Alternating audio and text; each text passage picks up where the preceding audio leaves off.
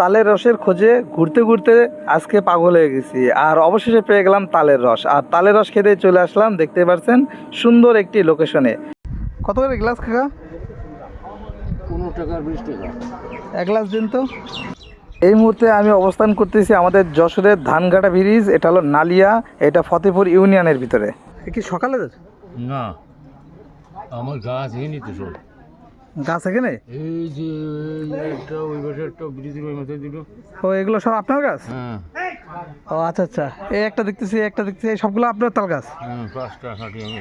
আচ্ছা আচ্ছা, পেশা কি এই তাল বিক্রি করার পাশাপাশি? এই রস খাজুর গাছ কাটার পরে রস এই তাল গাছ কাটতে। এছাড়া আপনি কি আর কোনো হলো করেন, চাষ করেন, বা হলো আপনি কোনো হ্যাঁ, ব্যবসা চাষ বা কাজকর্ম করেন? চাষই করি আমি, কি চাষ? ধান চাষ। ধান চাষ করেন, আর পাশাপাশি হলো যখন যে সিজন আসে তখন এই রস বিক্রি করেন? হ্যাঁ, গরিব মানুষ তো, যখনই যা যায় তখন তাই করি। আচ্ছা আচ্ছা আচ্ছা, ঠিক আছে। আপনার নাম কি? আমার নাম আসমত। আসমত কাকা। হ্যাঁ, মোহাম্মদ আসমত।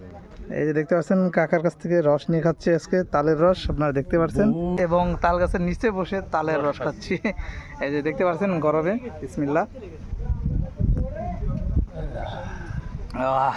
খুবই দারুণ।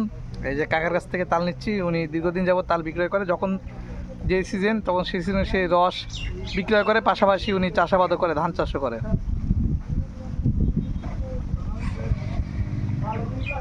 খুবই সুন্দর।